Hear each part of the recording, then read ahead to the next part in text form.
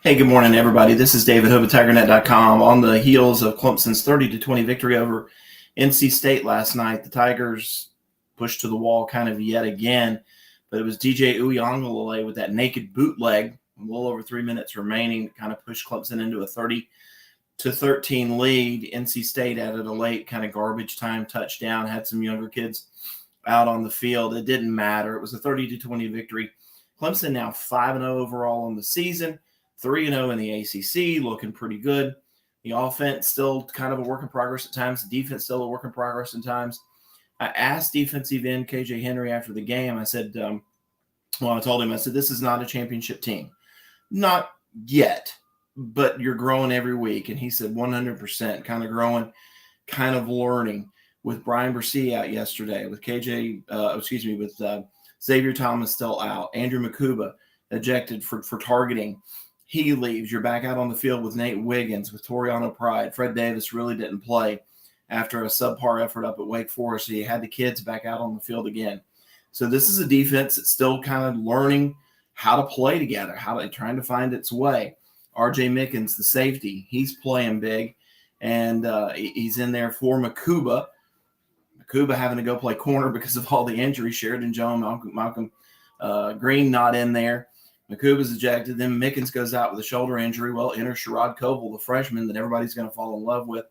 Enter Tyler Venables. Those guys played big. So, again, this is kind of a team, not where they are going to be, not what they will be, still trying to find their way. Still got some young guys on offense, still trying to figure the pieces out. I thought the offensive line against a really good NC State defensive line kind of started to figure things out. So, overall, really just kind of a good workmanlike effort. And I do want to say this. I think this was maybe one of the more electric environments that I've ever seen in Death Valley. I looked up at the clock, 62 minutes before kickoff. All of the students were in their seats. They had their pom-poms going. They were dancing. They were singing, having a good time. The light show kind of makes a difference with a lot of things. You get it in a night game. The buses pull around the stadium. Drones are flying all around. The fireworks are going off. Crazy. Have there been better environments? Look, man, you can't get better than the rain game against Notre Dame back in 2015. Lamar and Deshaun back in 2016. That was a whole lot of fun. Swag surfing for that defensive line, I think, against Miami a few years ago. That was a lot of fun. I mean, there's been some big environments. And did this match it? Look, it wasn't that whole like some of those Louisville games that we've talked about. It wasn't one of those down-to-the-wire type games. I think Clemson was in control. Kind of after they got that late touchdown there in the first half, it was really all Clemson momentum after that. NC State had a hard time getting things going. But it worked. That's what happened. It just worked. And so for the Tigers, now 5-0, 3-0 in the ACC, have a big game next week. They go back up to the Heights. When I say the Heights, that means Chestnut Hill. That means Boston College. Boston College with a win yesterday over Louisville. I'm not sure that either of those teams really would say that they played well. I think Louisville, in a lot of ways, kind of lost that game more than Boston College won it. A couple of thoughts there as we get ready to talk about this game. Phil Dracovic, the quarterback of Boston College, they talked about how it didn't look like he was having a whole lot of fun. Well, he had fun yesterday. I think he kind of figured it out. Dangerous Boston College team. If you've ever been up there, this is going to be at 7:30 p.m. It's going to be dark. It's going to be cold. It's going to be windy. It always is. It's a tough environment. So you can't overlook it. You can't have a hangover from this game. Say, hey, we're really good. We won. It's still going to be a work in progress. And I think it's funny. I asked Wes Goodwin after the game, the defensive coordinator. We had stopped the cameras, and I said, hey, Wes, did you have fun? And he looked at me and he said, yeah, but if they keep going like this, I'm going to look like you. And he pointed to my white hair. So Wes has jokes, thinking he's going to get some white hair like David Hood.